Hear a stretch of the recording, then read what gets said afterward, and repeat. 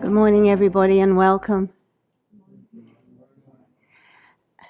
We're very happy to welcome again this morning Dr. Sthaneshwar Timalsina, the Nirmal K. and Augustina Matu Endowed Chair in Classical Indic Humanities at Stony Brook University's College of Arts and Science, Department of Asian and Asian American Studies. He is an esteemed, traditionally consecrated teacher of Shaiva Shakta Hindu Tantra. From 2005 to 2023, Dr. Timalsina served as Professor of Religious Studies and Philosophy at San Diego State University. He completed his Ph.D. from Martin Luther University in Halle-Wittenberg, Germany, with a focus on the history of Advaita philosophy. His areas of teaching and research include classical Hindu, Buddhist, and Jain literature and philosophies, with a specific focus on consciousness studies. His first book, Consciousness in Indian Philosophy, is a comparative study of Advaita and Buddhist understandings of the self and consciousness. He also works in the area of Tantric studies, and his recent publications, Tantric Visual Culture, A Cognitive Approach, and Languages of Images, Visualization, and Meaning in Tantras, explore the cognitive and cultural domains of Tantric visualization. He has published more than 80 articles, probably more since I got this, in the areas of Hindu philosophy, Tantric studies, yoga studies, and comparative philosophy. In order to disseminate philosophical knowledge distilled from the various Hindu schools of thought, he launched the Vimarsha Foundation in 2019, which hosts free semester-length courses on classic texts of the Tantric tradition and offers many free videos and written teachings. The subject of his talk today is Mantra, a talk on the theory and practice of mantra in Kashmir Shaivism. We're so happy to see you again.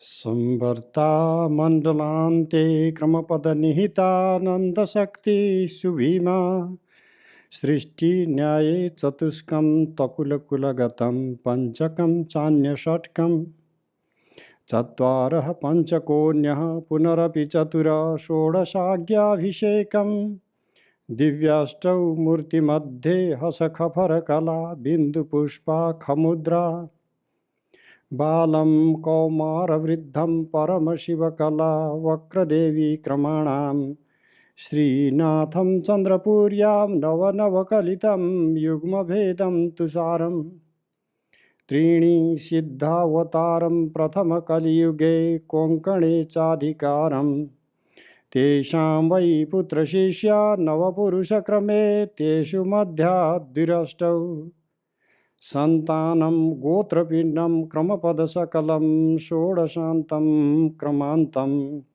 Shesha vai mandalani paribhrama vimalam pujya sadbhava vrindam Adavashtadashantam kulakrama sakalam mandalothana purvam Sanskaram trikramena pashumalashakrit pindashuddhi shivagnau Madhye vishrama bhumi prasaram anubhavam pratyayam swadhikaram Samsrishtam yena tasmai namata guruvaram bhairavam Sri Kulesham Samsrishtam yena tasmai namata guruvaram bhairavam Sri Kulesham.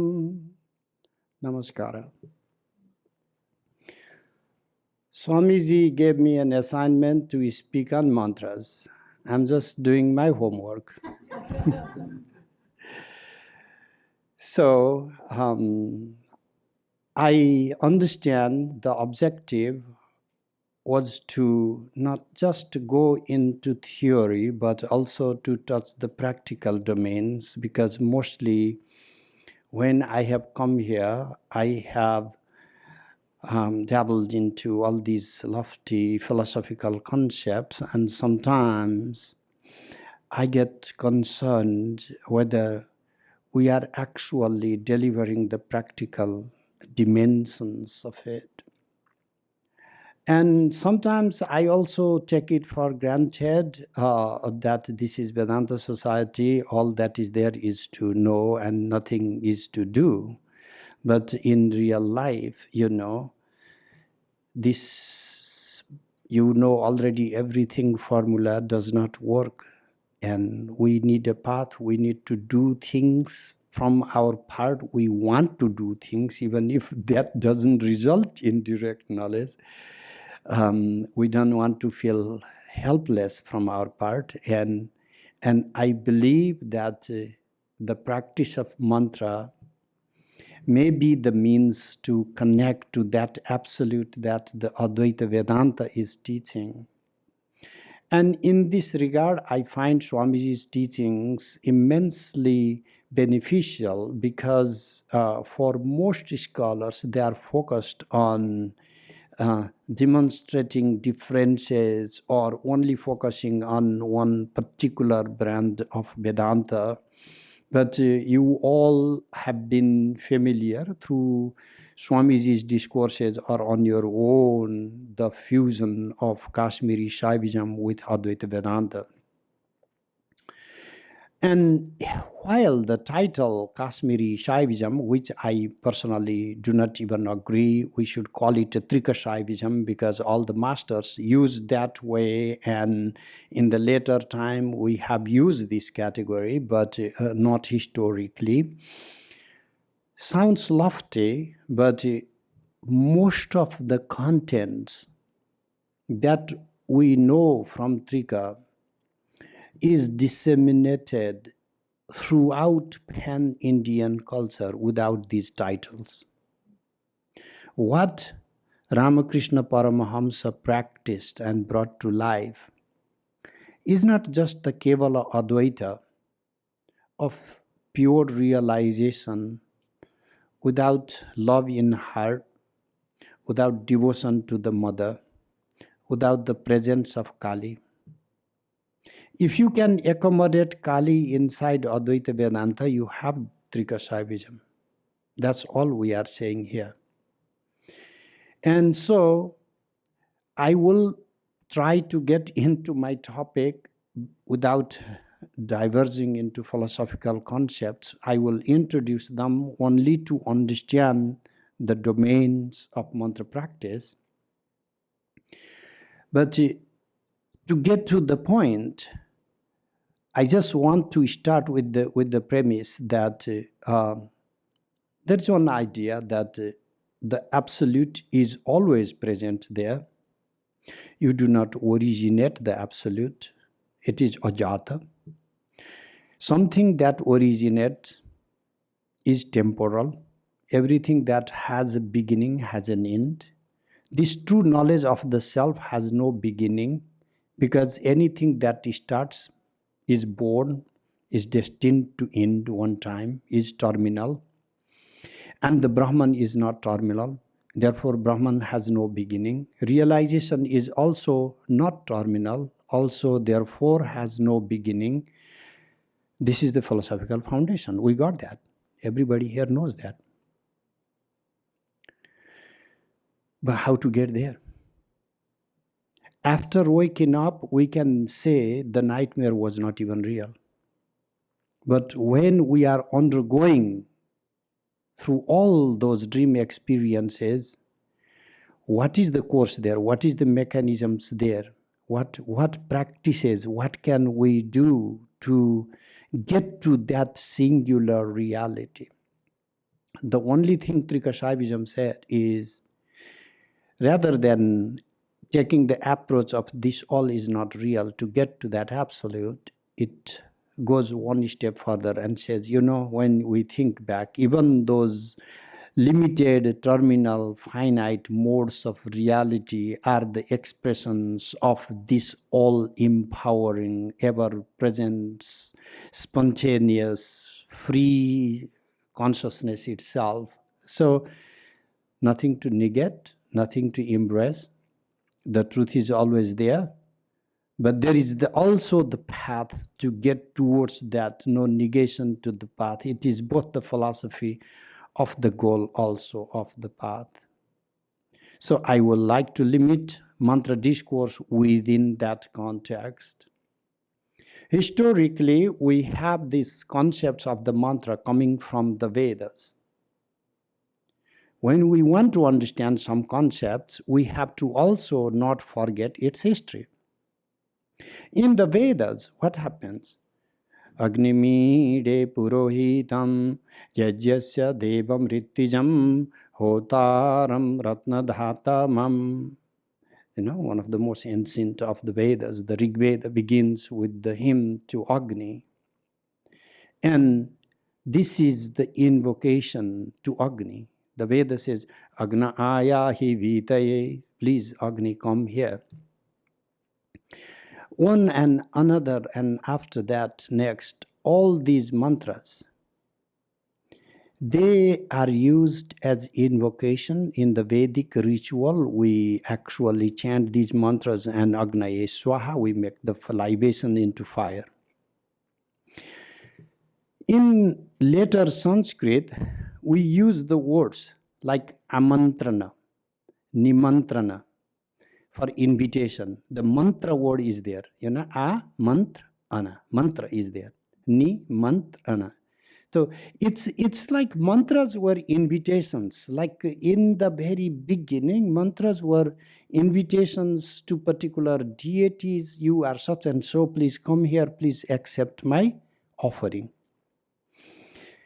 Some interesting conversations happened around 2000 years ago. There were philosophers like Jaimini and Yaska, and they started arguing things that most of us don't. Number one, these Mimamsa philosophers were not too enthusiastic about God, creator God. They didn't believe in some kind of creator. They believed creation as self-sufficient. The least you expect from the Vedic philosophers, They were not atheists. They believed in devas. Devas were not some almighty entity for them. But who were these devas? These devas were invited with the mantras. They come and rejoice among us and then fulfill our wishes. That was the domain of mantras in the beginning, not like for nirvana, moksha, kaivalya, those ideas slowly evolved. So in the Vedic context, when the Vedic people are making these offerings, Agnaye Swaha, and then these philosophers, they can't have it without straightforward things. So they said, how many Indras are there? There's just one Indra. Everybody is invited.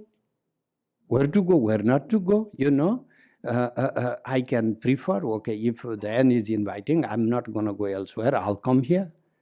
But gods cannot just do like that.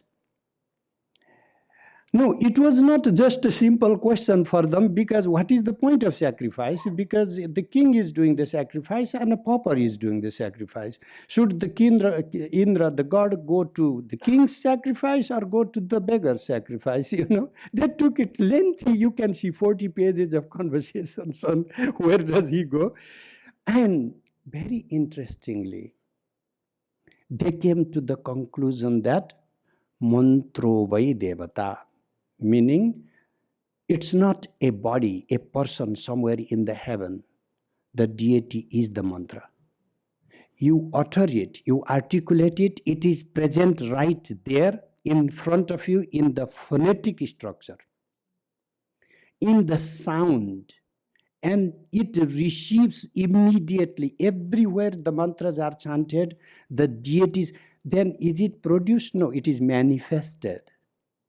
It comes to emanate at the time of utterance. And when you do not utter, they do not die. They just go back to their potential form anytime, any way. If you properly invoke, if the mantras are thoroughly articulated, they manifest, they express themselves.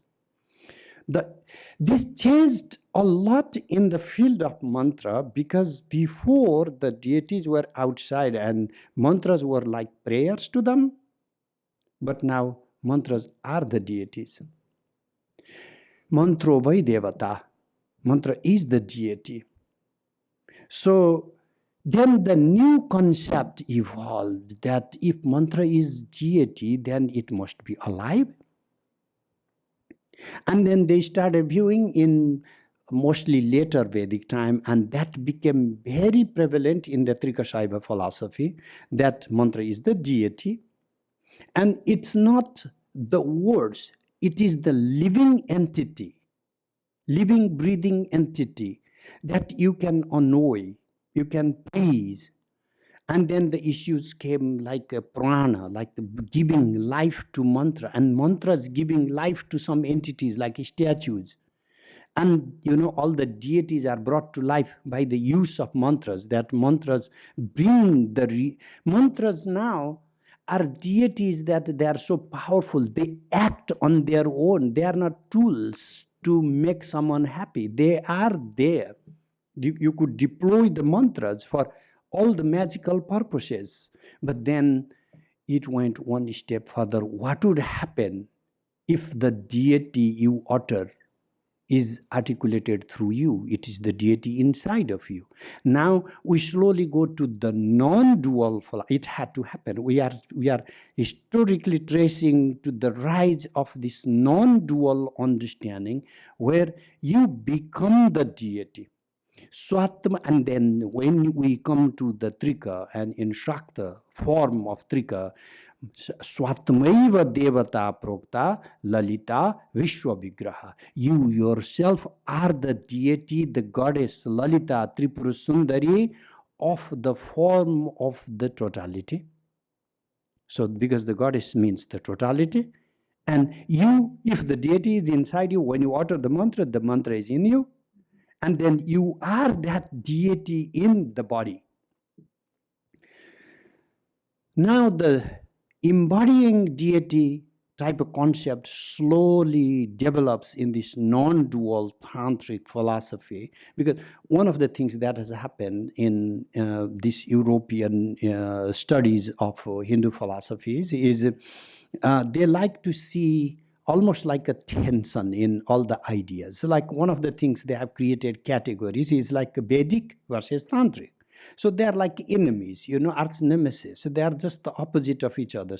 And then when you give this type of category to think through, and then you start, the next gen already takes that premise as for granted, and then they continue to think. But when you read historically, you will find tremendous connectivity and a continuity in the early Vedic philosophy to Tantric philosophy, uninterrupted chain. Sometimes I even argue that maybe early Vedic philosophy is closer to Trikashaivism than the philosophy of Shankaracharya, that denies the world, the external expressions, and considers the whole thing as a projection of avidya, because that notion was not at the center of Vedic philosophy. The world was an expression. Puruha evedagum sarvam jadbhutam jachavabhyam uta amritat seshano jadannenati rohati. From the Rig Veda itself, the Purusha manifests or dismembers itself to become many. The world is the body of God. And this concept we find prevalent in the philosophy of Ramanuja, in the Vedanta front, but the same thing we find in Abhinavagupta in the Trikashaivism. So this idea was not some remote idea developed by some esoteric tantric doing some kind of tantric practice. Not just that, this type of the totality as the deity expressing herself or himself is a concept you can find also in esoteric Buddhist and Jain traditions, meaning how did this concept become pan-Indian if it was not already there in the early literature? So I believe that type of historical notion survives through and through in Tantric literature. So anyway, let me go back to Tantra. or I mean mantra, because I don't want to get carried away. So the mantra is derived from the root man, and tra is a suffix. Generally, they have this etymology of manana and trana. Manana is to think, to reflect, and trana is to protect. Manana trana dharmido mantra. What the text says is mantras are the devices to protect you by means of contemplation. If you contemplate upon them, they protect you. What is the protection we need from? Protection we need is from self-negation. Self-negation is for mantra, from the mantra perspective, you are the totality.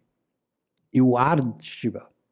But we are negating our Shiva nature to 99 point, keep putting the numbers, whatever, till almost infinity, because we have accepted the being, consciousness, and even the possibility of bliss within this skin. And while I am the totality, I am not willing to experience my ever-present effulgent nature. I'm willing to experience my presence within this skin. And that feeling of the totality demands that self-consciousness transcends this bodily delimitation, bodily determination, meaning to rediscover, it's not to find, to make, to rediscover our ever-presence, all-embracing totality. The mantras devise through the mind, because manas is also from the same root, mantra and man.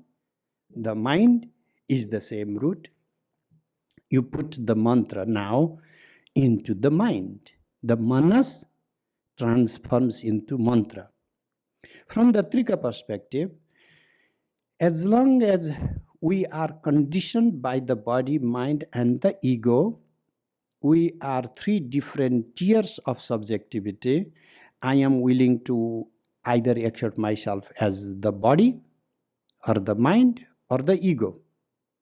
And we can call technically Sakala, Vijnanakala, and Pralayakala. It is just a lofty vocabulary for describing the same thing, that I'm still limited in my ego or in my cognitive field activities or within my body. But as soon as I liberate my ego from within this epidermis and ela, because the mind is free to float around, right? I can sometimes imagine myself to be outside of my body, or what if I am him? Mind allows a lot freedom than the body. So then that expansion, mantra pushes the boundary of this mind and throws from this finite, limited ego to slightly emergent new form of consciousness that itself becomes mantra. Mantra, Mantreshwara, Mantra, Maheshwara are these three another highly evolved categories, taking this body-centric ego to fully evolve. So mantra is in between our total rise. So when you start mantra now, because the first model of mantra as prayer is gone now. What is it now? You become the mantra. How do you become mantra?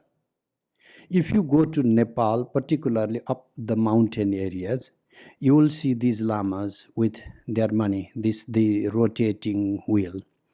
And mani padme hum, mani padme hum. So they are saying mani padme hum Sanskrit. And that's all they do. Constantly, there is no end, no beginning, like a wheel, constantly going on and on. It is the same practice. Don't worry, you are inclined to that. It is the just another word, change the word. Om Namah Shivaya, Om Namah Shivaya. Let me tell you how or when you know you have become the mantra. if you repeat that for 10,000 times a day for maybe a week, and then you will get to the point that you want to forget it when eating, you want to forget it when going to bathroom, or you don't want to think of the mantra when you are asleep. You woke up and the mantra is running. You woke up in the morning, in the middle of the night, mantra is running, meaning your mind has, for that moment when this non-stop pulsation is going on, you have transformed into mantra. You have become mantra. That is when we call mantra Jagriti, the waking moment of mantra. Mantra Artha and mantra Chaitanya. Then what do you need? You need two additional factors. You have first done the homework of repeating insane amount of time. My Guruji used to say, if you do one Purascharana in your next birth, if you do not liberate in this life, the mantra will come to you. And the first thing I did, I want to just make sure this happens. So first I just keep counting 1 million times. So at least that part is taken for granted. I do not know whether after death it comes or not. But one thing for sure, that I don't need to sit and remember these mantras. When I'm alone or stressed or when waking up or in the middle, and then I can see that chanting never stops. So now I have come to the conclusion that the brain is not a single processor. There are multiple processing happening simultaneously. And if you repeat mantras too many times, this mantra is constantly vibrating, resonating within the deeper layers of your consciousness, and it has created such neural synapses that does not alter or erase so easily. It does create a basis of foundation. And then you became robotically chanting man. These days, everybody wants to understand. So what is the point? What is the meaning? I don't know the meaning of the mantra. And am I just parroting? Most people object to this type of teaching. I'm like, don't disrespect the parrots. And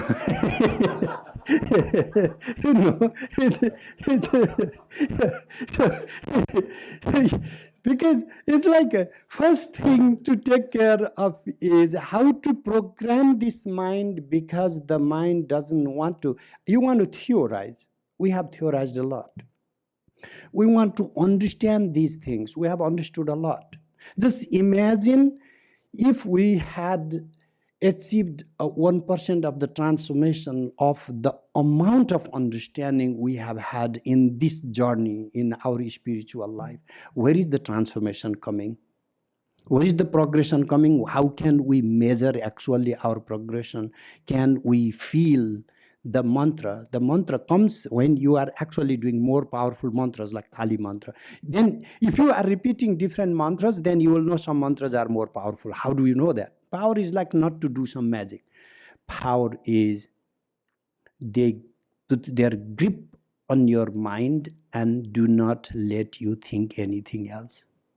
And then you need to be a normal human being. You need to go to your university, do your job or whatever you have, and then you have to say, can you just wait for a minute?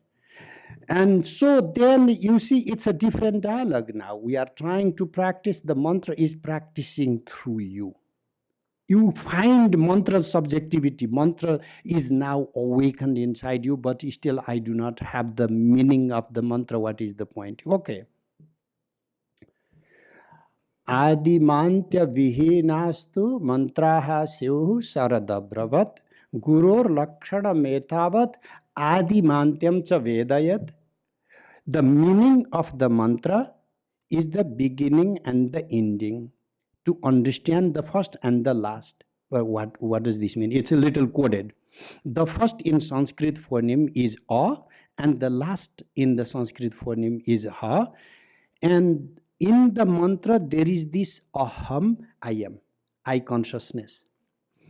The job, the task of a guru is to rekindle that I consciousness within you to inflame it, as if like you have this like a igniter, but you don't ignite it. It's no use. So it just, what a guru does, it just it just ignites it, and then the flame comes out. And this ignition is to recognize I consciousness in every single mantra. When forget the external cocoon, external shell, the words that we share outside. Go deep into I consciousness, not just everyday I consciousness, now this transformed I consciousness that envelops your totality, takes you from this finite body-centric consciousness to all-embracing totality. That is, this, it becomes as if the sixth limb, it takes you up to this floating, like, you dive down and then there's the air bubble and you just float up. The same way, mantra becomes that vessel for you to take up, lift you up. That is when mantra Chaitanya has occurred. But I still do not know the meaning of every word. I mean, that's a valid question, but what I'm saying is, it is what we think is most important is the least important in the practice of mantras. What is more important then is like I'm uttering Om Namah Shivaya, Om Namah Shivaya, Om Namah Shivaya, whatever, and then this is Vaikhari speech, the external speech. The idea was already in the Veda, Chattvari Vakparimita Padani, Chattvari Shringa Trayo Asya Pada Dve Shirshe. The idea of fourfold speech is already in the Vedas, but from Bhartrihari and particularly Abhinava Gupta and the Trika Shaivism, this fourfold speech became prevalent. The idea of mantra is it has to go to manana, to reflection. So as long as we are articulating outside, it is only working in the external corporeal level. Now we go to Upamshu, like a little whispering, it's just feeling in your throat. And then we want to take deeper to our heart, and then you just see the mantra. That is why you see, what am I saying? You are repeating, but you are not repeating with your tongue. You are repeating, you are seeing the mantra in your heart. If you see the mantra, you become Rishi. Okay, Rishi is an old concept, and nowadays people like that title or not. We have all these weird ideas of some, cavemen about Rishis, But the Rishi is Rishayo Mantra Drashtara. The definition of a Rishi is the one who sees. Ri is to see. The one who sees the mantra is Rishi. It is a good thing to earn the status of Rishihood in this life, in this body. And it's not very difficult thing.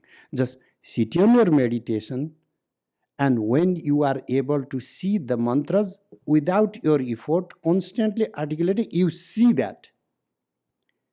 Not hear, not wiggle your tongue, but just see. It's not seeing with the flesh, it's seeing within. You are a Rishi. Forget the title, is a social identity. It doesn't matter whether someone considers you Rishi, you live your life, whatever you are doing. That Rishihood allows you, that is when you start seeing the mantras, one thing happens. There is a spontaneous pulsation of speech for something beyond sign and reference, the common sense language. And that is when you become mantra drashta. You are not just repeating a mantra. You don't have to say this is mantra, this does that, but the mantras you start seeing, because mantras are infinite, Vedas are infinite, knowledge is endless. You start tapping into such insight. This should be a good way for working on creativity. Where does creativity begin? Creativity begins in that seeing of the mantra, that inner pulsation in the mind, that you are able to tap into it. Knowledge is constantly pulsating, self-revealing. Nobody reveals knowledge, just like nobody reveals the sunlight, you know. Knowledge is constantly self-revealing, but only few people can tap it. It doesn't matter in which discipline, because every knowledge is Rishi knowledge. So who is able to tap it? Who is deep enough to go into Pashyanti, the deepest level of speech, and he is able to bring that wisdom, bring that knowledge back to Vaikhari in our commonly expressed language. He has become a Rishi. We have to understand, I'm not deviating from the original intent. We just clogged that with a lot of cultural haze, and we forgot the original intent of the concept, that it's a universal notion. So this mantra practice, why subtlety, why going deep, why not whispering, oh, they don't want anybody to hear. These are all these cultural anthropology, you know, it's meaningless. They are not trying to understand why these things are practiced in this way. So anyway, one more step, then someone says there should still have some meaning. You know, our mind is always meaning oriented. Why are we so meaning oriented? It is easy to have the sign and reference relationship, so we can locate things. When the words come, we relate to it, done. You know, but the problem with mantras and sign reference system is it immediately ejects the reality outside of you. Mantra has to do the transformation within you. Sign and reference, so reference is always outside of you. And how will the sign and reference based system ever help you realize yourself? You are not outside like walking out there. It can help you recognize the body as an external phenomena, but it will not help you recognize the observing, witnessing Sakshi self. So because mantra has to work within the level of Sakshi. So we devised a mechanism of we call Samayachara. Actually, substantial amount of work comes within Shankara's lineage, whether or not Adi Shankara wrote these ideas, but there is one Shubhagodaya Stuti, for example, and there Saundarya Lahari. So some of these works have stressed on Samayachara. The Kashmiri Shaivism or Trika Shaivism has already given plenty of philosophical foundation to develop this system. And in the text like Yogini Hridayam, we get to this sixfold meaning of mantra. But let's see how they even explain the meaning. Bhavartha sampradayartho nigarvarthascha kaulikah tatha sarvarahasyaartho mahatattvartha evacha. So then now, finally, okay, bhavartha, that this word means this phoneme means this, a little bit sign and reference type system. But then sampradayartha, the meaning reserved within the lineage. We are not just saying only Guru knows it. What we are saying is, if a Guru has actually practiced that mantra and rekindled its energy by receiving this particular mantra from him, the mantra gets awakened quickly or easier. My Guruji used to take me to different teachers, and I hated that because I loved him and I didn't know these people. I didn't want to learn from anybody else. But then he comes from, no, you have to learn particular, this is a guy who has done only Tara for all his life. So for that practice, you should listen to this mantra from him. So that's how the sadhanas were taught. So some meanings are reserved within the lineage. But I will, instead of going one after another and taking another 4 hours, I'll just give you an example of how it works. So you have a deity, let's say Tripura Sundari. She has 4 arms and Pasha, Ankusha, Dhanus, Bana. Then she is carrying arrows and a sugarcane bow, and she has a gourd and a rope. She has, this is one of the most commonly distributed images. Her main shrine is in Madurai and everywhere these days. So The mantra, her phonetic structure of 15 phonemes, is now equated with this body. What I do, I articulate the phonemes, and the figure has to come to the fore of my mind. I create a relationship between the sound and the vision. Relation number one. So what I do next, then there is a yantra called Sri Yantra, a 9-triangle yantra. Now I do the same thing. I articulate the phoneme and then I establish the same relationship with the yantra. And then when I repeat the mantra, the yantra has to come to the fore of my heart. It has to come to presence. Now I have two references, the phonemes I'm articulating and the geometric structure right there, and then the deity image right there. But what is the deity? The deity is the totality. I cannot just have some woman in front of me and say, this is my deity is present. Because I have to see that deity, the image in front of me, as the totality, all the categories, from Shiva to Earth, every single thing that's there, I have to now develop within a single phase of consciousness, not counting all 36 tattvas, but I'm able to now see all the tattvas as equivalent to the body present in front of me. Number 3, now I have to see my own body as a distilled form of the yantra and the deity. This body has to dissolve into the body of the deity. Now I become the deity. You all have heard the stories of Ramakrishna. I don't need to go in detail what he was doing now. Your bodily consciousness transforms into deity consciousness. And then that deity consciousness and your body consciousness and the yantra consciousness becomes the consciousness that permeates the totality, integrates your guru awareness. How does meaning work in tantric practice? This is how it works.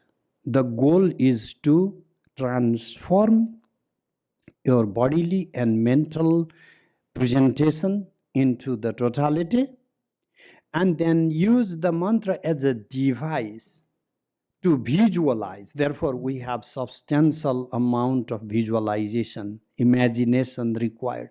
Now somebody would ask a question, this is all imagination or all fantasy consciousness, how can we ever say this is real? Then the tantric answer is, this is yet another fantasy, this is a finite fantasy, that's infinite fantasy. You just learn how elastic the mind is. Mind is now limited to create only this much as real. Mind will tomorrow be boundless to create a totality within itself, and then you will recognize at that moment you are infinite actually. You are all-inclusive Shiva consciousness at that point. And then what happens then? Mananamayi nija vibhave nija sankoche bhami tranamayi kavalyavi savyapa anubhuyi kavi manta saddhatho mananamayi niya vihaye niya sankoye bhami tranamayi Kavalyavi savyappa anubhuyi kavi manta saddhatho. So this is Maheshwarananda in Mahartha Manjari, one of the tantric works. Beautiful. So it's just like, what is the meaning of the word mantra? It is the feeling, it is the experience, not the word, but your consciousness. What type of consciousness? The type of consciousness that circumscribes the totality. It is not a limitation in terms of sign and reference, but this is the consciousness that sees everything present as the same divine present in myriads of forms. It is not seeing God transcendent. It is seeing God present in every single leaf and every single dust particle and every single living heart. It is recognizing our own being constantly pulsating through every single heart. Every beat of the heart is the beat of Soham, that I am, that beats in me, beats in you, beats in them, beats in everywhere. The entire cosmos is vibrant, replenished with this pure surging consciousness, Shiva, and that is self-aware. This whole totality kind of rekindles within my being, and that is what it becomes mantra. Mananamai nijavihave. When it expands, it evolves in the form of contemplation, nija sankoi.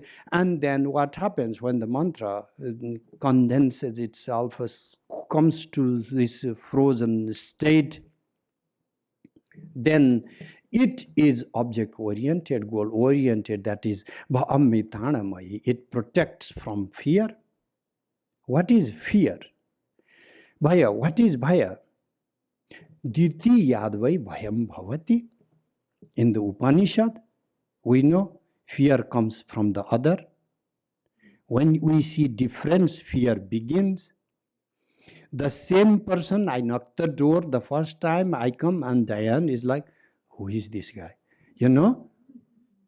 And then I'm like, Sarva Priyananda, there is a guy gonna come today, and then, oh, must be, are you Professor Timalsina? There is no fear. There is no weird kind of feeling, you know? So the whole fear knows, like, look at, living in America. America is just most powerful and most scared country in the world. There's just fear from the strangers, you know, everywhere. so this is the fear from the other. We are not able to see the other as my own expression, my own pulsation. And then as long as there is this total separation of the self from the rest of the world, fear arises. How can mantra ever protect you from fear when the other is not the other but the very expansion of your being? There is no fear. We are never scared of ourselves, you know. This is the other becomes an extension of ourselves. We feel comfort. We feel like long lost family coming back home. And there is this sort of singularity of consciousness. It doesn't need to be just some theory in some remote monastic practices. It can be brought to life. We can exercise this in our everyday mantra practice. Now we'll need a few examples. So where is it? How is it taking then? Because now let's go to how we create reality and how mantra helps us transform that reality. The first thing we need to go to the very notion of reality is to what extent it is composed by language. Because we are so used to thinking that the job of language is to describe what is there. But we all know that language does not just describe what is out there. We know that language oftentimes creates reality. How does it create reality? Let me give you two examples. Someone asks you, are you hungry? You say, no. And then you are not upset. You are not insulted. Someone asks you, are you stupid? I mean, you could just simply say no, and then just like, why is that job done? You know, like, you know, so the person asks, are you stupid? And then why are you upset? Are you stupid also? So the word meaning, you know, the meaning is not anything more. You see? It created a new reality. It was not just about referring to what it is. It didn't describe the phenomena. Look at the new realities that language creates beyond sign and reference. The sign and reference is, are you hungry? Are you stupid? So we know the meaning of the word. We are not, job done. No, but it is not how it works in language. Language creates a new reality beyond sign and reference. So we take this idea a little more seriously. And if you go how realities are shaped in different cultures, how emotions are educated in different cultures, you will realize that language is not just about representing, but about creating. And we are taking a liberty of that aspect of language, not just a representational model of language, but the creative domain of language, to come back to our own consciousness and to work through language to reconstitute, reshape our own consciousness. We are passively shaped by language. We are not actively shaped by language. Meaning, we learn language, we get educated, mostly indoctrinated, whether in school or colleges, and then churches or temples. We are told to become something. What we do not have is the freedom to take that language back and take it to its heart, to the core of where does that self-construction begins, to go to the core of the ego and use that language as a device to reconstitute yourself. Reconstitute not in the image that somebody else wants, but why cannot you reconstitute within the image of the totality, that you become the possibility itself, like a replenished with possibility, filled with possibility. You become everything. Language allows you to deconstruct the given ego, to reimagine your own subjectivity, and to rediscover yourself. Without language, you are nothing. Even when Guru says, Tattvam Asi, you are that, you still need that language. It is not just a description, because then you already need something in front of you if it is just a sign and reference, because this word has to take you to the new knowledge. What does new knowledge mean? Meaning the reference you did not already have.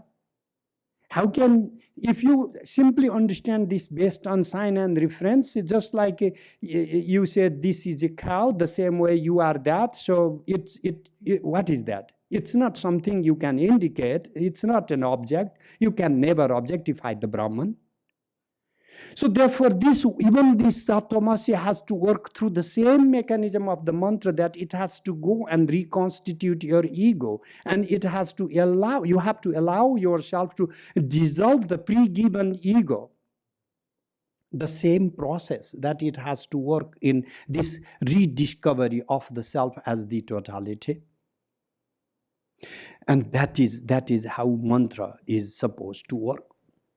That is what we call the Shabda Tattva, the absolute truth as such, Tattva as such, in the form of speech.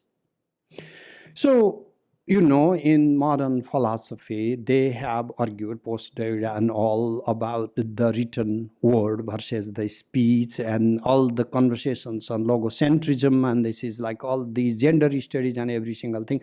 What we have felt is like written word, we have to give prevalence to that. I would still go back and argue for the articulated and lived embodied domain of speech. The speech you write out in the book, it has nothing, no value. It has to live within you.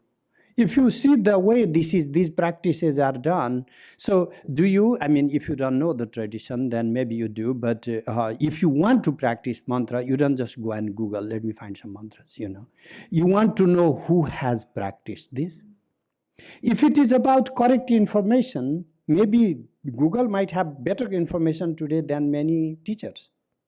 But It's not about the veracity of objective facts. It is about the livedness of the speech that resonates from the heart of the teacher to the heart of the disciple. And we do not consider the power within that objectified word, but the power within lived word. The word is lived by the master, resonated in his heart, is transferred through speech articulated in the heart of the disciple.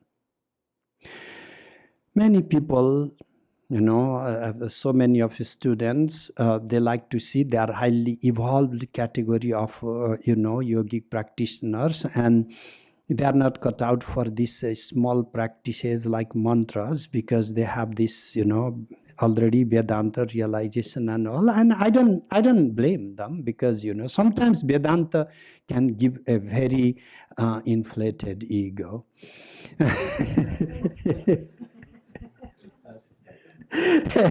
But there is not just one layer in which mantra works.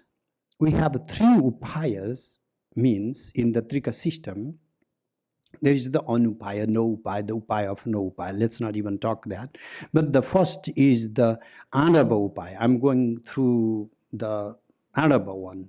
What is it? Your ego is finite within the body or the mind. You are a limited being. This is our most common experience. So within that, you repeat the mantra, and then just like when I said you get to the level of the mantra itself, meaning you become the mantra, or meaning when you think of yourself, the mantra resonates. Or you cannot always control the mantra. Mantra keeps pulsating through you in your heart. You have gotten the status of the mantra. In that Anava has cracked within you. Anava state, the mantra repetition, you articulate, you have the external mantra, external deity, all these external objects and subjects relations, all these you have cracked through. You have gotten the first step of Anava practice. Everybody can see that, okay, in this level, beginners can do mantra practice, but I don't think it can go for higher level like a Shakta or Shambhava Upaya. But wait a minute. In the Shakta, what is the Shakta Upaya? Is a purely deeper contemplation to retrieve your consciousness from the field of objects to pure consciousness, even transcending your ego or subjectivity. And as we discussed, the mantra practices slowly goes down to Pashyanti level. That is what we are doing. We are not doing a sign and reference word and meaning thing anymore. We are simply taking the word back to resonance itself, to pure consciousness itself. And mantra, it doesn't matter which mantra, any of the mantras, we are taking that back to the pristine heart of consciousness, and then it is working through Shakta Upaya, because it is the mantra as an object first you start from, and mantra becomes the subject. Already from objective field to the subject domain, you have brought mantra back from the external field to pure consciousness, and that is when mantra becomes the Shakta Upaya. Now you see the mantra itself.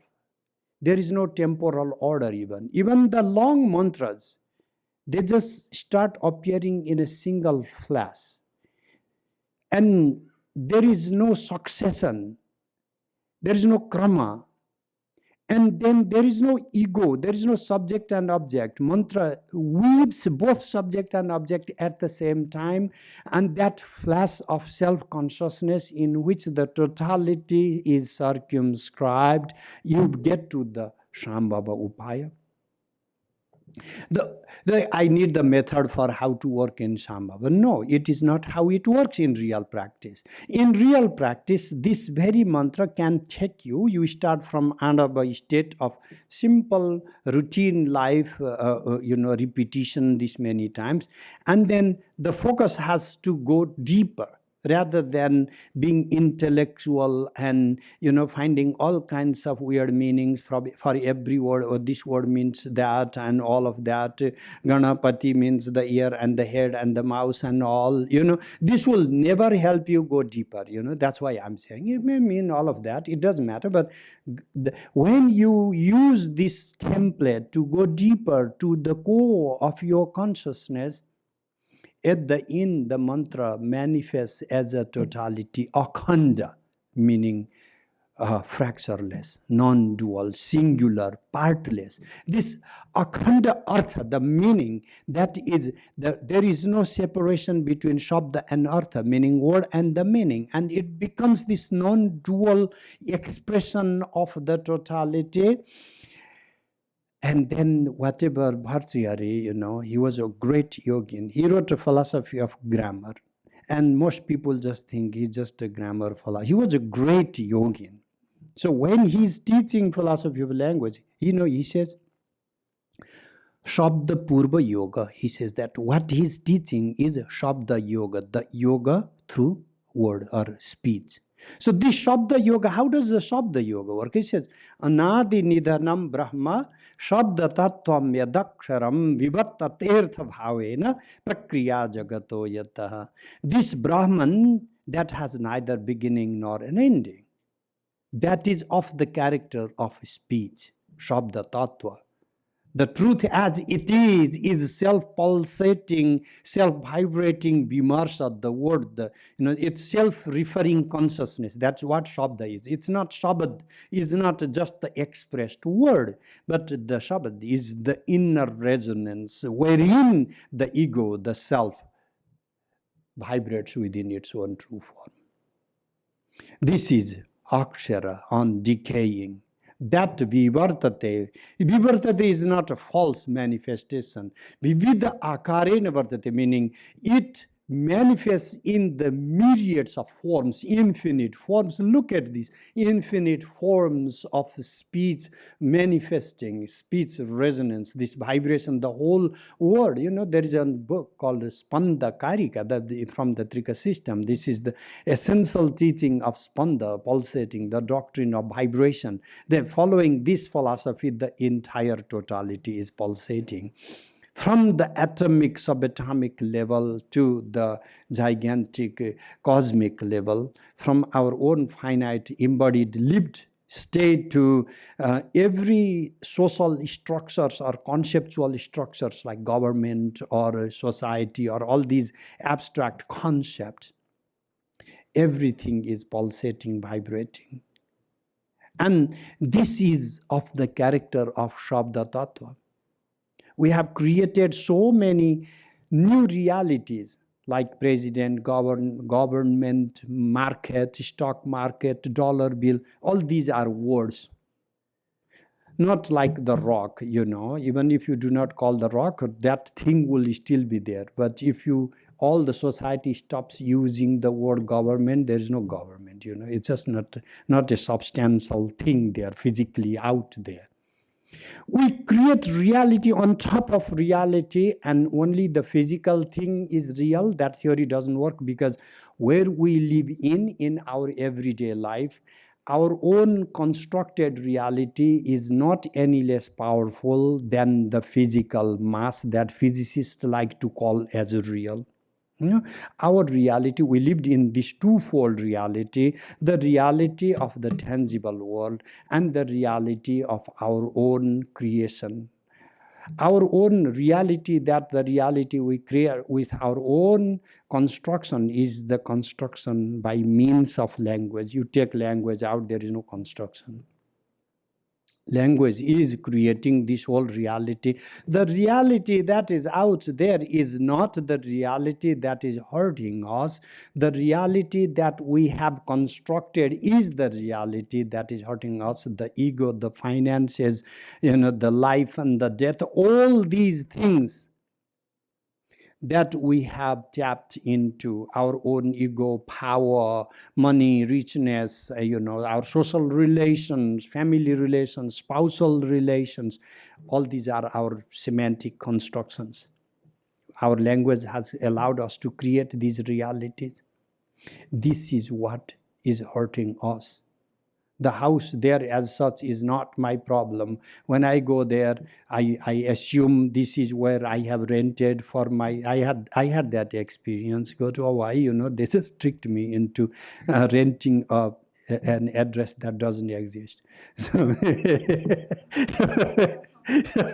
so and that is the reality that hurts. The house is not a problem. The only problem is the reality that was sold to me. That is the problem. So the problem side of a human reality is the very human construction. That human construction is by means of language. And what can we do to deprogram or to deconstruct that program language is we need a meta language. We need a reprogramming. How do we do that? How can our consciousness reprogram our reality? We cannot just reprogram the external reality. That is like revolutions in Nepal. Every time change the government, change the constitution, and expect something is going to happen. You need to reprogram your ego. The people, the person, the way we think about ourselves, collectively and individually. As long as the ego is not reprogrammed, it doesn't matter how many times you try to readjust external reality, it is not going to work out. In relations also, in national and international or personal relations, it is always the same thing. So do not take mantra as some kind of prayer we sit and do sometimes. But my final point is take mantra as a mechanism to re-engineer the whole thing. What do I mean by the whole thing? The first thing is me, the ego, that what I believe I am is insufficient, utterly insufficient. I need to expand it. I need to grow up like a little child, So and unfortunately, this growing up has gone the reverse way, because before the rise of the mantra, the finite limitation, the infants do not have that delimitation of the ego within the epidermis. The more we culture these kids, the more small they come out to be, the more egocentric they come out to be. And so we have to deculture them and reconstitute the ego, and the external reality will reconstitute in the same process. It's like co-arising through and through, like Nagarjuna said. It's the external reality co-arises in relationship to my own ego, my own subjectivity. When I am willing to transform my subjectivity, the way I see reality starts changing, stops its power, basically, So how do we make a real progress through mantra? Because there are different types of mantra, coming back to, again, the core notion of the mantra. Like some Kshudra mantra, you do this mantra and then something magic will happen, some healing will occur, but there are these Maha mantras or Mahavidyas, and these are the most standard system developed during the time when all these contemplative practices were just in their rise. And this is pan-Indic tradition, not just limited to Trikashaiva only, because most of them utilize the same original proto-philosophy that already existed in the Vedic time. We tweak a little bit here, tweak a little bit there.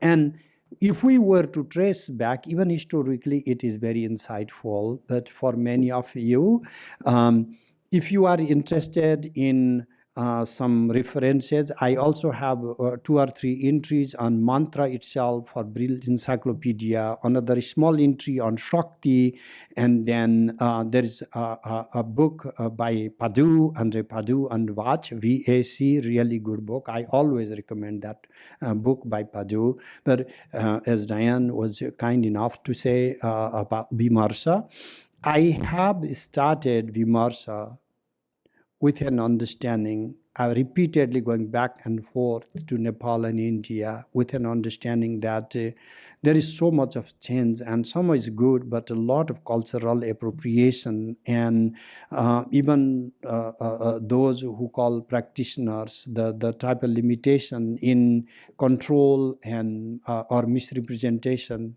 And I just thought, not that I am the best one to represent the system that is too egocentric to say that, but the best of my ability, I realized that I need to do it. I need to make it available to everybody, whichever the family they are born into. And let's see, let's hope we can take this further. But then I must say that we must have some time for Q&A. Can I stop now so that we can give more time for conversation? Thank you so much. I really appreciate again. But yeah, I'm happy to have as much as conversation as time allows. Please, I'll take first question there. Maybe we have the microphone.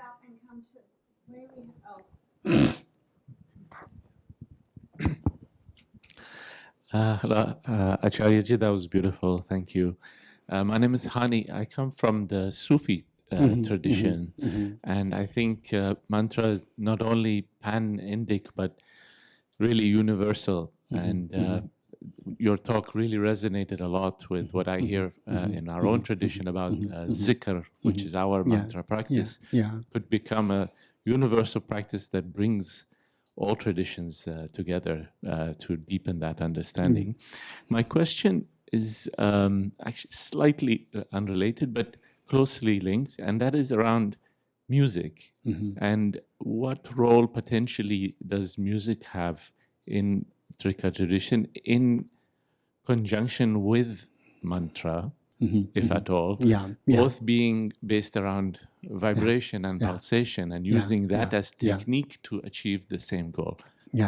Thank you. Yeah, thank you. Yeah, of course, the universal domain of mantra or something different name called in different culture. That's very nice thing to say. What we call music, one using external device, and another using your body, yourself as the device. One is singing and another is playing lute or whatever other instruments. They developed, now coming back to mantra context, they developed in the context of mantra practice itself, in the Sama Veda. The first original, these 7 notes of music, what in India we call sa, ri, ga, ma, pa, dha, ni. These 7 notes are needed for proper articulation of Sama. And so the external lute veena was a depiction of the human body, and whatever the human body tongue can articulate these 7 notes, the external lute was supposed to articulate or express those very notes. And so the external body or this is the living, breathing being consciousness, and then the external lute were to correlate actually. And then in this correlation, where is the mantra working? Mantra is supposed to work in different resonance, not just the repetition, but there are therefore 2 different ways for the mantra chants, like when in some cases we are only articulating the words, but in other cases, like when you are doing om, om, om, om, but then there is a om, a proper or and giving a different stations for the articulation.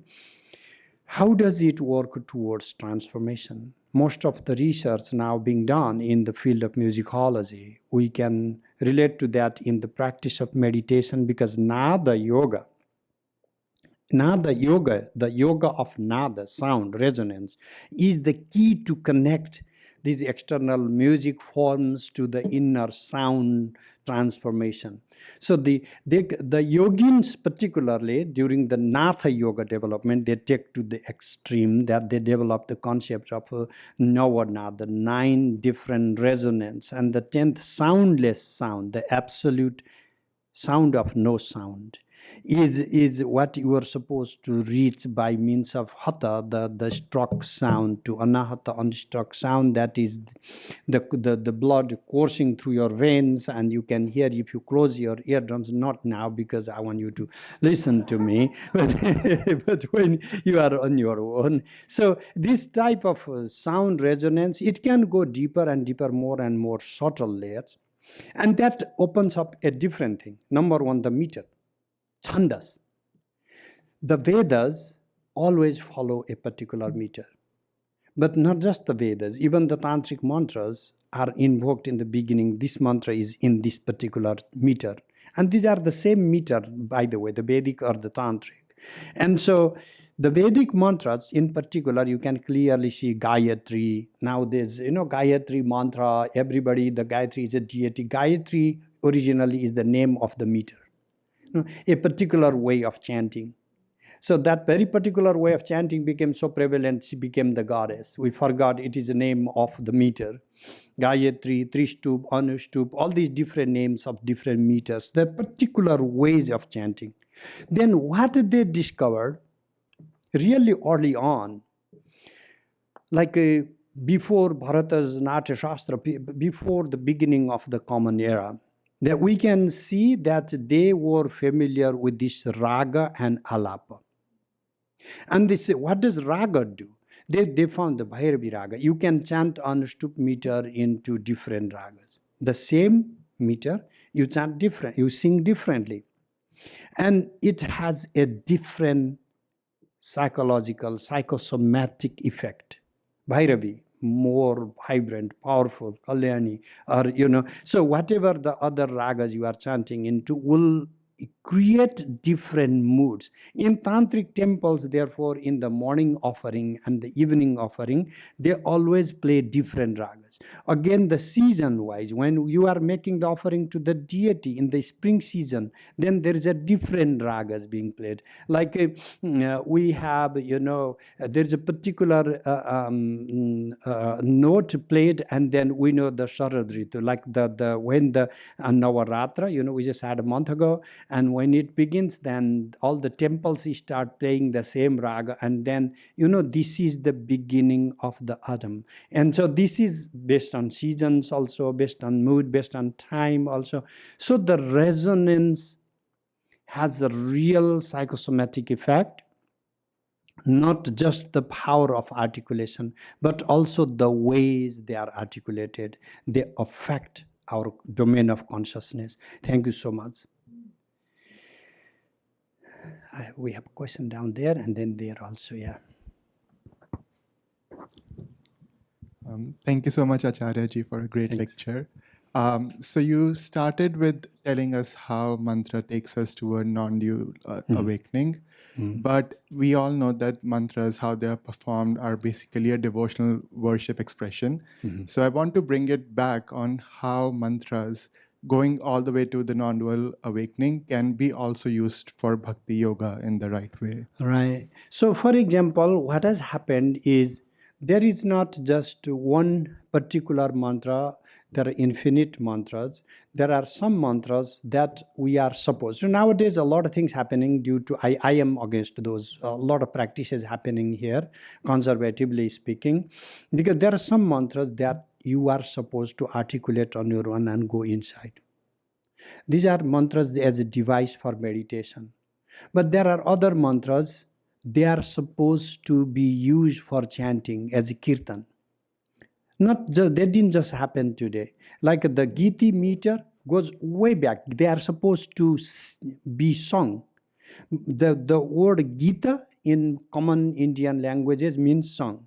That's why, where comes Gita? It's a book of singing. Ram Gita, Ishwar Gita, Guru Gita. All these are to be sung. So all the Anushtup meter, the particular chandas, the meter in which these things are written, these are mantras.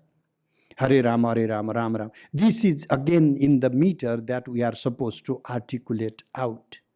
So Due to misunderstanding, what is happening is when we try to use these whole phonetic structures into mental visualization, like a Gayatri is also to sing. Tat savitur varenyam bhaggo devasya dhimahi dhiyo. Like if you have a mantra, like expanding 5, 7, 9 letters, you are starting practice, you can go very easily. If you were to do Tat savitur varenyam only, you can meditate on it without any difficulty. But even within these 24 phonemes, your mind will be divided in 3 places already. Because there is a break. Tatsavitur varenyam bhargo devasya dhimai. There is a break, and the break mind deviates. So there are some that are meant for just inner verbalization, and there are others that are used for singing. Shabad, they are for singing. But again there, you will find some that are not just supposed to. Just like you can use Naam. For example, Kirtan, you can use Naam only for inner resonance. It goes both ways. So therefore, it depends on sometimes length, sometimes meter, but mostly the way it is mandated by the Guru. So therefore,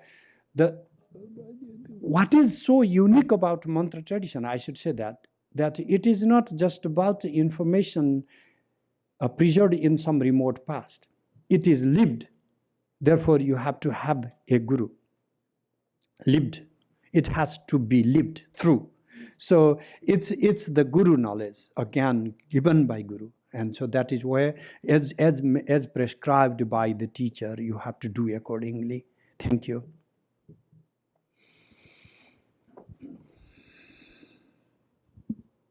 Thank you for the great talk. Name is Rathit. My question is around if you could talk a little bit about how when you do japa and chant your mantra from different chakras, like if you focus on the heart center or the throat chakra, etc., how does the impact of the mantra change? So, let's go to, most of you have done the Mandukya Karika with Swamiji. And so in that, I'm sure you remember waking consciousness, dreaming consciousness, and deep sleep consciousness in the heart. And so waking consciousness in the Dakshinakshi Mukhe Vishwa, Taijasa Pragya, if you still remember those categories. And so the waking consciousness, generally when you are awake, it's like a prefrontal cortex, okay? Let's forget the Dakshinakshi Mukhe Vishwa. That is too technical a word for you. Yeah, I just say prefrontal cortex and it will help you. So your waking consciousness is determined by language, and that is where when you think of yourself, you are focused up here, around here. And then when you take it little deeper, you go to your throat area down around this, Vishuddha Chakra area, and then maybe even Anahata area. So that is when you enter into dreaming state. That's where all the dreams are made. When consciousness drops down a little bit, and when consciousness rises up from this throat area to the eyebrow area, you wake up. When consciousness drops down from the eyebrow area down to the throat or the little chest area, and then you go to this dreaming mode of consciousness. You already have different chakra there, right? What if you could take down to the pulsating heart, or even below to the Manipura area, to the navel level? Within that, there's not a particular, this chakra is that. It's roughly within that periphery, within that region. And then the speech suddenly stops and you go to this deep sleepy state. Can you retain mantra even in deep sleep? How can you go to deep sleepy state if you retain the mantra? My Guruji, Swami Kaptar Baba, said that this is because I was like, although he passed away at 114 and he maintained his practices, sadhanas all the way through. You can check about Kaptar Baba. Yeah, I'm not telling you some stories. He's a historical being, he has books left behind. So I used to ask all the questions as a boy, all the rude questions, every single thing. He was very generous to explain. And then I'm like, you are an enlightened being. How can you sleep? That's one of the questions I asked him, really, How can you, if you sleep, then you are like me. I also sleep and come to illusion and dream. So it's like self-awareness and the mechanisms of the body are not the same. The body needs its limited amount of sleep state and dream state. It's a mechanism for the body to maintain itself. That doesn't mean that you have to lose your self-awareness. In that state, so what he said is like you go to the mechanism is as taught by Gaudapada is just to go even to the deep sleep state, but take mantra. Like he uses only Om as a mechanism to explain waking, dreaming, deep sleep. Gaudapada, I'm talking about Gaudapada. He uses mantra. And then he says going to the Turiya state, the resonance as the fourth, the Turiya state.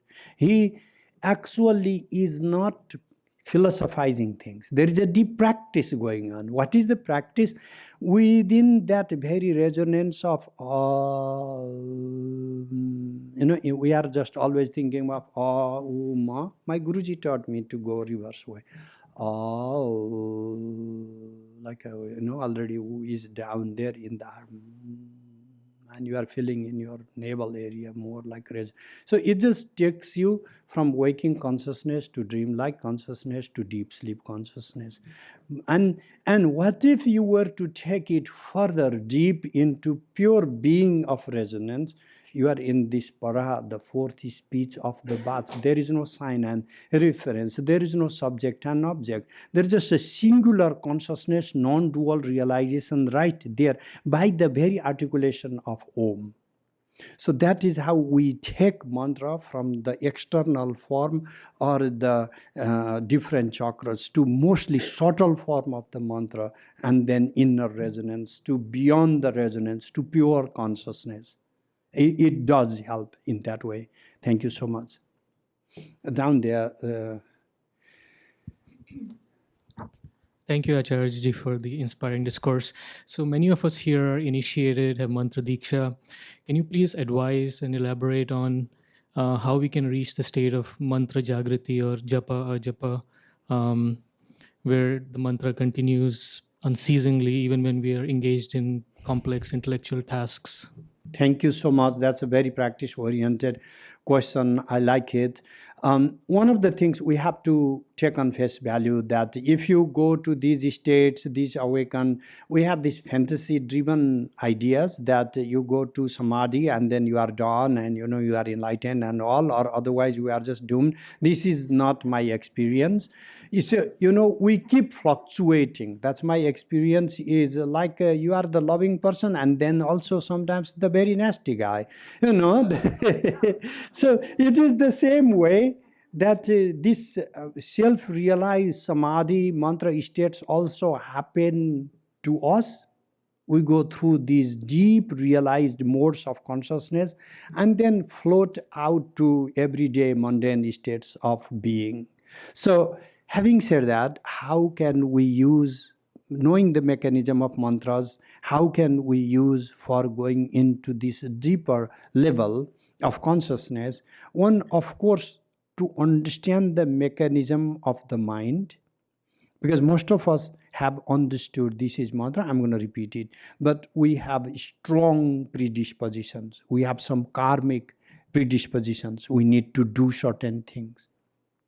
And what we are doing is we are na bhuktaha kshiyate karma kalpa koti satairapi. As long as you are not able to consume the karma, it is not going to vanish by your wish in a long time. You have to find a means to resolve the tension within your heart of all these stored karmic accumulation. And once we start addressing that karmic wealth or loss, only then mantras, it will be easy for the mantras to play through you. Now, first, what happens? We are bringing the mantra. We are trying to domesticate a tiger. Why most people, I do Kali and then you can see they go Kali, So why does that happen? It's like you do not know how to drop this ego, to surrender to the being presence of this mantra, and then we are using it to control ourselves, repeating and repeating. The more you repeat, I have many students saying, Acharyaji, you give me this mantra and I repeat it and it makes me really angry. That's very sincere student. I acknowledge sincerity in that. Why is it happening? Because there is such a strong karmic pull and the person has decided, no, I don't want to be carried by the karmic pull. Now, you have to figure out two things needed. One is the shamatha, pacification, how to calm or cool down those predispositions. And simply mantra may not be able to take care of everything. One is you are doing Sravana Manana Nididhyasana, contemplation on true nature of the self. The more we hear these Vedanta teachings, the more it gets easier to not be too determined for all these things that we want to happen or we are against happening, because all our anticipations and predispositions give us tremendous frustration, and our habits are made based on our samskara predispositions, and so we have to work through those samskaras, and we cannot burden every single thing to the mantra practice alone. And then one mechanism is the process of philosophical contemplation, realization. Another is a simple pacification process, and another is also fulfillment. I'm up to, because from the Tantra perspective, we do not believe in repressing all your expectations and dreams. We want to explore what is rightfully we can. The original ethos of the Aryans, what the four purusharthas, dharma, artha, kama, moksha, you make artha, you prosper, and then kama, you fulfill your desires. And then we are simply trying to get moksha and then saying, oh, I don't need artha, I don't need kama. But we are built that way. This body is built that way. Our ego, our subjectivity is built that way. We are acting against our nature, the way we are made. Either we have to have such realization that the process through which we are built, we transcend it, or if we are not so strong to deviate the entire mechanism through which we are made, we surrender, we drop, our practices collapse. Why do they collapse? Because I want this, I want that, and then I also, so many things I want to be a billionaire, and I want to be most powerful guy, and by the way, I also want to go to heaven or become enlightened, That's just when self-realization becomes yet another criteria, like, the bucket list, it's not going to work out. When truly speaking, if in our heart there is just only single bucket list of liberation, then there is no conflict. But that's not the case with all of us. We have anticipations. Then we have to act towards realization, actualization of some of the most acceptable forms of those anticipations and desires, accepted modes of embracing those desires and fantasies. So when we deny everything for us and say mantra is everything for you, it is like, bitter melon, like somebody comes to our house and then we offer only little bit of bitter melon. This is all you can eat. If you are offering so many different dishes, and that can be really good food, if if somebody knows how to cook those things. But otherwise, it's just bitter is bitter. The world is a bitter melon. You need to know how to cook it, and it can be okay, it can be tasty. It can be. Thank you so much. I have two questions there. Oh, I think we are going out. One last question, because you gave me a lot last. So I'll take only one, okay? Thank you. Okay. My name is Prashant. The word or the sound Om is very mystifying for me. And most of the mantras I've learned in my childhood, various things, everything starts with the Om Namah Shivaya or Om Namo Aryantarang, etc. Mm-hmm. Could you just guide me a little bit on that? So, why did we put this Om as a singular resonance? There are many, many, many theories. Some people are also giving. I got one video recording of the sound of the sun itself. I don't know. Those are not my understandings. But the thing is, one single sound in which we saw the totality of sounds dissolved. Within this Om, we say all the phonemes come out of this A, and so are dissolved within this A, Om. Within Om, the totality. So that is why in the Bhagavad Gita, Om Tat Sat Iti Nirdeso Brahmanas Trividamita. So there are three words, Om and Tat and Sat, and then we say this is the totality, the synonyms for the totality.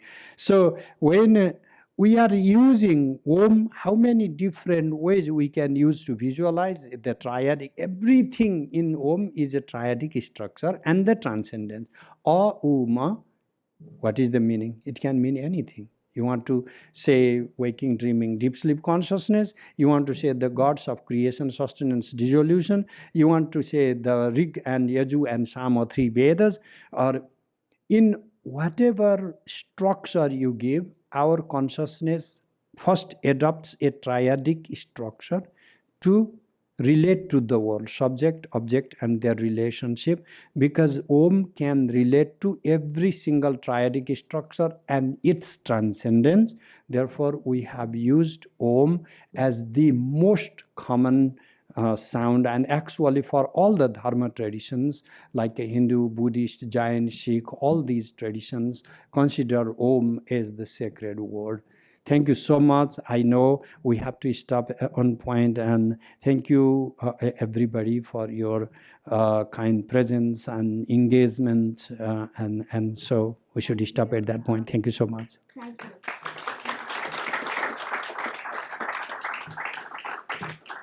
This was indeed a masterclass in mantra. It really was. Thank you.